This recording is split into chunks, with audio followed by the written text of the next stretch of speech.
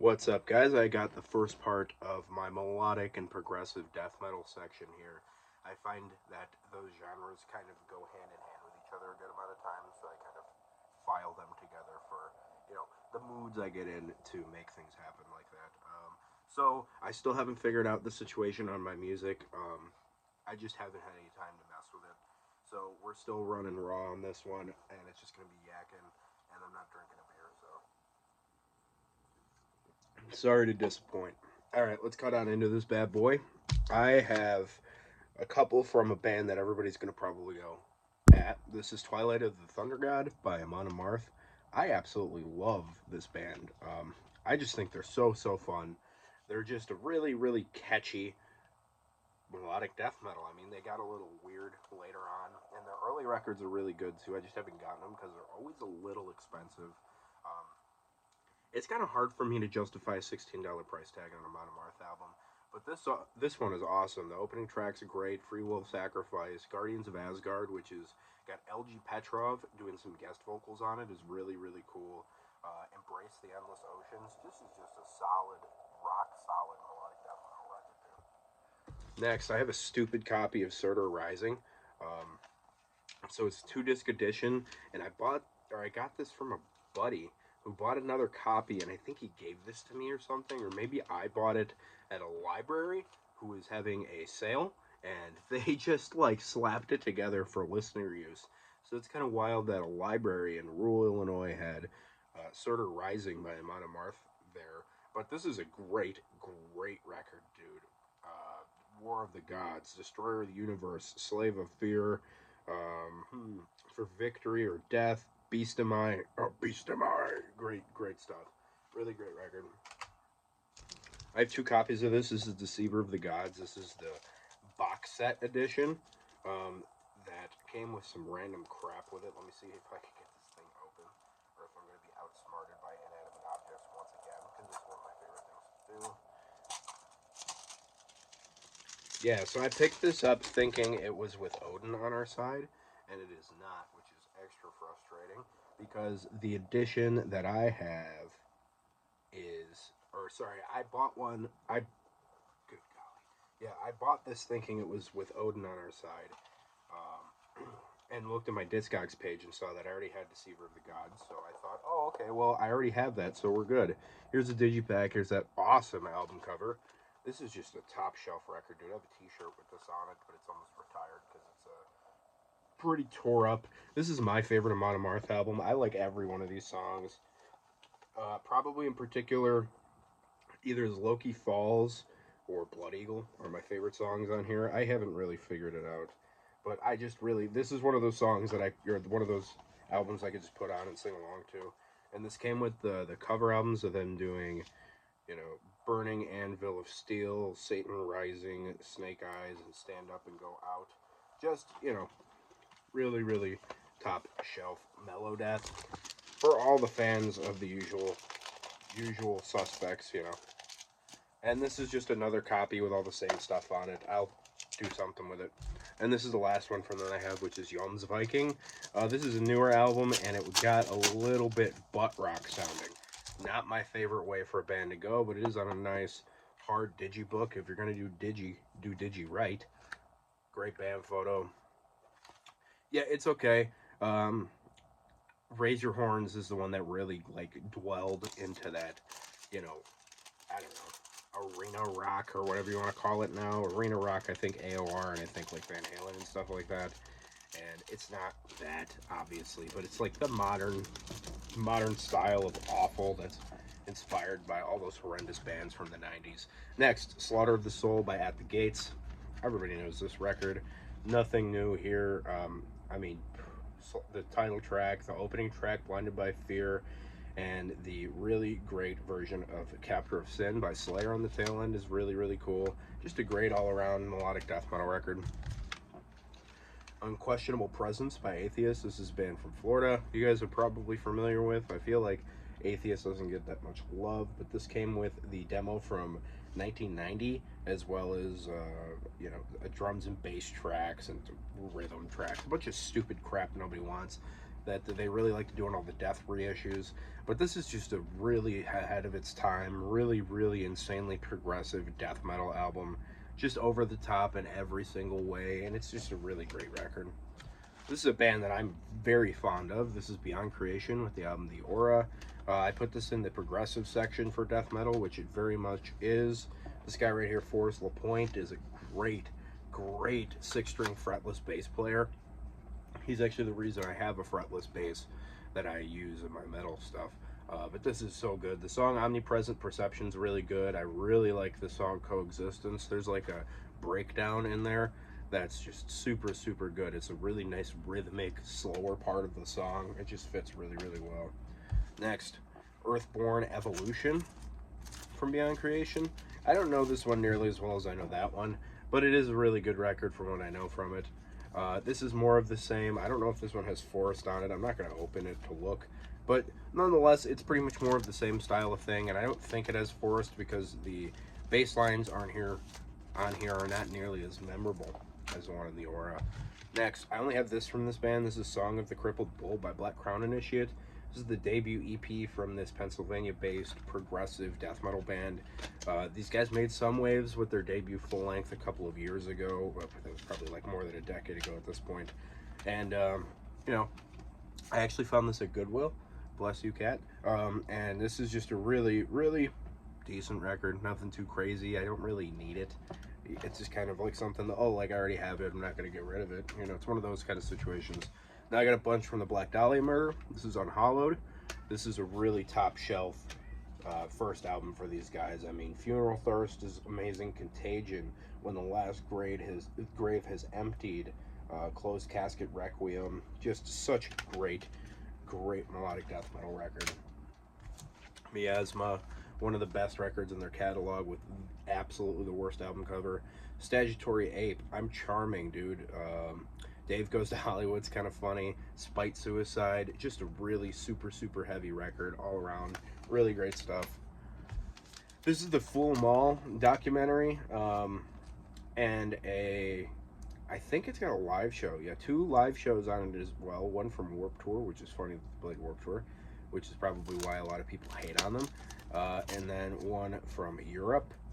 And the documentary is just all kinds of buffoonery. I used to love watching that. It's so much fun. This band's just all around a great time. Next, Deflorate. Classic album from them as well. It's got some really, really great tracks on it, like Necropolis and Eyes of Thousand, That Which Erodes the Most Tender of Things. Just, you know, all kinds of really, really nasty death metal stuff on here. Crazy, crazy album cover that I don't really understand, and a really unexciting inside. They must have blown all the budget on the inside of the CD, on the outside of the CD. This is probably my favorite Black Dahlia Murder record, which is Everblack. This is a top shelf record, dude.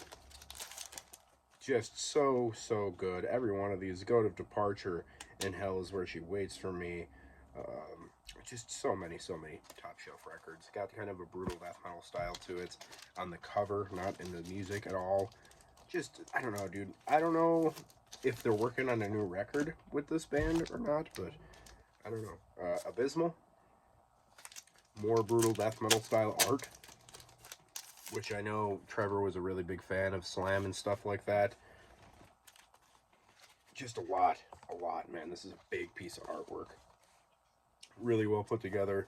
This is a great record. Vlad, Son of the Dragon's pretty good. I liked the song Receipt a lot. It's a really great opener. Really kind of sets the mood for the whole record and how aggressive it really, really is. That's something the Black Dahlia Murder is really good at, is opening records. And the last one with Trevor, Verminous. I don't really know this record very well. I mean, I know... I don't even think I can name a song particular that I love. Looks like the same art style as the guy from Worm uses. I have no idea. But a little bit better on the song titles, like Removal of the Oaken Stake, The Leather Apron's Scorn, The Wereworm's Feast, A Womb in Dark Chrysalis, Dawn of the Rats, things like that. A little more interesting. That was something that they didn't do too great on with Abysmal, is the or the tracks of the songs. Next is a bit of an obscure one. This is Carving a Crimson Career by Brimstone. This is a one-off band out of nowhere from Sweden. Kind of Gothenburg-y mixed with power metal. Somewhere in between there. It's a decent record nonetheless. Out of Nuclear Blast back in the day, but I don't think I know too much about this album. It's really not something that I put on very often, but I did pick it up as like a, as a blind buy one time. Next, it's about to get really nerdy for a second. This is Are You Dead Yet by Children of Bodom. I really like Children of Bodom. They're corny, but that's what I like about them. Living Deadbeats and Are You Dead Yet? If You Want Peace, Prepare for War, Punch Me, I Bleed, In Your Face. I mean, you open with those 5 tracks right off the bat, you got a banging record. And then they do Somebody Put Something in My Drink by the Ramones at the end of the record. Really, really cool. It's a bonus track. And this is Follow the Reaper, which I think this came up before Are You Dead Yet? I think these two are out of order. But Bodom After Midnight's on here, Mask of Sanity, Hate Me, Kissing the Shadows, just such good stuff. They do Hellion in here too, which I think is a Priest cover. Yeah, this band is, a peak Korn as far as death metal goes, but I really do like that about them. I think they're fun. Next is a obscurity from Sweden. This is Into the Wailing Depths. This is a compilation of demos from Cromlech from Sweden. This has the And Darkness Fell demo from '96 and the Under the Banner of Darkness, which is, I don't know, it might be a single, Promo 99, and a Vulture Tony P from 2000. This band, kind of short-lived, definitely fell into obscurity. A really decent piece of pretty raw melodic death metal, kind of in that more atmospheric side of things, comparatively speaking, and I really dig that in a melodic death metal record, as opposed to, some of the bands like I'll talk about later, like we'll get to one in like 2 CDs and then one at the end. This is Focus by Cynic. This is one of the best progressive death metal albums of all time. This is wild, and this is out there, dude. The robot vocals take some getting used to, I could say that for sure, but the opening track, Veil of Maya, in itself is such a top tier death metal song. It's so different, it's so imaginative, it's so weird. It took me a while to actually like this, as you might imagine, because I feel like this is a story for most people of Cynic. But the bass player in my folk band, Jeremy, he's actually been on this channel before. If you guys saw a video I put out earlier this year where it was me and a dude sitting around chit-chatting just like 5 favorite highlights from our record collection, he's the guy who got me into this record. So really, really good top shelf death metal. I don't even remember what this is. This is Dark Adaptation by Amnion, or Amnion by Dark Adaptation, or Dark Adaptation, or something like that. I just have this because I got it for free from a CDN Records package however long ago, and this is out on Ice House Studios, which I don't know what that is. I think it's somewhere between melodic death metal and metalcore, so I don't really care. Next, this is what I was talking about with like the style of Swedish death metal that I kind of don't love. This is Rusted Angel by Darkane. This is just kind of like whatever melodic death metal me, They really mix in the thrash, and I feel like if you're going to mix in the thrash with melodic death metal, you're really teetering on becoming a super boring band as far as I'm concerned. But I picked it up because I wanted to like it, and I paid like $4 for it. So I'll keep it around just to give a couple more listens to it, and hopefully I wind up liking it. This is top shelf, dude. This is One Night in Carcosa by Dawn of Relic. This is really, really good Finnish melodic death metal. First off, get a load of that album cover. That is so cool. That icy hand coming out of like the glacial waters coming up over the ship. Really, really great. This is more of that kind of atmospheric, Eternal Tears of Sorrow kind of melodic death metal with a little bit quicker pace than that band. This band is just seriously so good. Check out Dawn of Relic if you're a melodic death metal fan. Next is a band from Chicago. This is Derangement by Discarnate. Number 5006 as far as bands named Discarnate go. But this is just a random EP that they did before they wound up breaking up. There's the fellas and lady right there. There's a female bass player, I believe. Alita. I met Luke Neeson on several occasions. We've had a handful of conversations. He's in a band called Abyssal. He's kind of like one of those mainstays in the Chicago scene. if you guys are familiar with any of that stuff. He's in a lot of those kind of bands. He might be in Berater too. That band made a lot of waves when their full length came out, which I had and did not really like. But yeah, Discarnate. Next, this is a pretty good record. This is World of Sorrows by Dungeon Serpent. This is kind of like Argo Slint without the stupid politics. Kind of reminds me of that a little bit, and it kind of has. First off, I know this album cover from the Drowning the Light EP, so when I saw them use it, I was like, oh, I should probably at least check this out. So, gotta have a good cover on there as far as I'm concerned. I got the privilege of seeing this band back at Metal Threat Fest, even though I didn't get to catch their whole set, which was frustrating. But somebody thought it would be a really fun time to steal my identity from the gas station I went to on the way down there, and I had to spend a bunch of time on the phone instead of watching Dungeon Serpent's whole set. So that's annoying, but this is a really, really good melodic death metal record. Next, this is a copy of the CD that I was given by my prom date in high school. I've mentioned that in previous things where she printed off some CDs for me and just gave them to me because I didn't know how to use computers. And this is Edge of Sanity's The Spectral Sorrows. This is just a top shelf progressive melodic death metal record. I mean, Dan Swano does no wrong as far as I'm concerned. I mean, I don't really care about that band. It sounds like Sisters of Mercy he does, but this is a really, really good record. I need to pick up more Edge of Sanity. This is a really great record.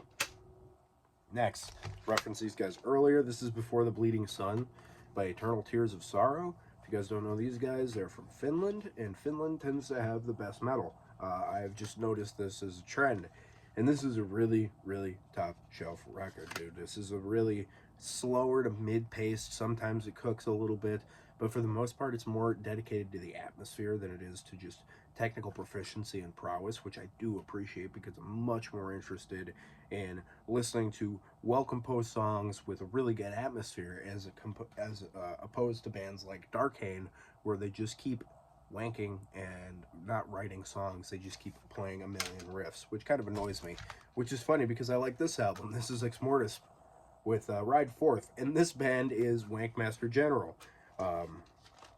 But it's really well done. They have really cool neoclassical elements to their music, and I find it very, very tasteful, which is really, really ironic that I was just ranting about bands not knowing how to write songs. These guys really do know how to mix super technical proficiency with excessive amounts of melodicism into really, really good tunes.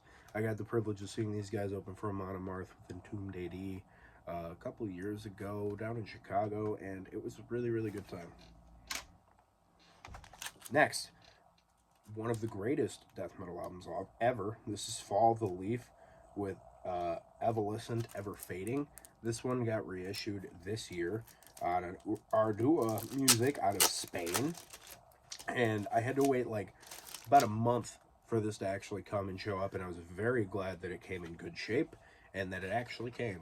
So I'm really, really, really over the moon to have this in my collection. I know this is a big influence on bands like Obsequiae and Majesties and things like that. Just really well put together melodic death metal. Tons of atmosphere, once again, from Finland. Next, these guys are like symphonic and melodic all at once. This is a band called, obviously you guys know these, Flesh God Apocalypse with the album Agony. This is the only Flesh God I have, and the CD case is broken. This gets like a listen every couple of years, and I always like it, but I never want to re-listen to it. I don't know what the deal is with it, but I kind of dig on it, and I don't know why I don't listen to more of it, to be honest with you. Maybe I should get another CD. Next time I see some Flesh God, I will pick it up. Heart of the Corona by Garden of Shadows. These guys are from Maryland, I believe, and this is just a random obscure EP and then a demo from '97 tacked on the side. Really, really solid stuff. Just raw, traditional melodic death metal put together in a really tasteful way. Next, Gigan with quasi-hallucinogenic sonic landscapes. This is a progressive tech death band, kind of similar to the Beyond Creation style. Really spacey sounding, out on Willowtip Records, which Willowtip, I haven't heard much about Willowtip lately. You guys know what the deal is with them? I don't know, but this is just a really, really good kind of atmospheric, spacey prog tech death album. Got a couple from Gorguts here. This is the Erosion of Sanity. I don't have Considered Dead yet, but this is a seriously brilliant record. Obviously, wonky, weird, atonal riffs are starting to come about on this record quite a bit. It's still pretty old school, and I could definitely see an argument for this being borderline brutal death metal at some points in this one. I don't know. Tell me if you guys think the same thing about this one. Go ahead and listen to this again, and listen how percussive it really is. Such a good record. My favorite Gorguts, Obscura. Just such a great, great record, dude. It seriously is so different and so over the top. There is no other album like this, and that's what I like so much about it. It just kind of is super, super, super proficient on the technical side of things. The vocals are weird. There's like kind of vocals. It kind of sounds like the Godzilla scream almost, but with a little bit lower of a pitch. Just a great, great record, dude. I want to end off on a kind of a boring note here. This is Revolver by The Haunted. This is another one like Darkane that I really wanted to get into. Picked it up and was like, this is mind-numbingly boring. Now, this is substantially worse than that Darkane record, because that Darkane record has redeeming qualities, but this is just brutal, dude. This is terrible. It's like thrashy melodic death metal with tons of Pantera influence, and that is not the recipe for success as far as I am concerned. So if that sounds lame to you, I agree. So I'm going to end it off there, guys. There's only going to be one more part in this, and then we're going to be in the Dune section. So hopefully I'll have my tune skis back up and rolling by then. But until then, I'll hope you guys enjoyed the video. I'll see you later. Keep it greasy.